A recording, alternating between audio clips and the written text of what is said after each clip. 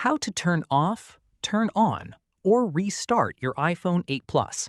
In this tutorial, I'll show you all three methods. To turn off your iPhone 8 Plus, simply press and hold the side button until the slide to power off slider appears.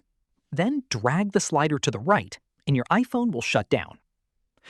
To turn your iPhone back on, press and hold the side button until the Apple logo appears. Then release the button and wait for your iPhone to start up. If your iPhone is frozen or not responding, you can perform a force restart. Quickly press and release the volume up button. Then quickly press and release the volume down button. After that, press and hold the side button until you see the Apple logo.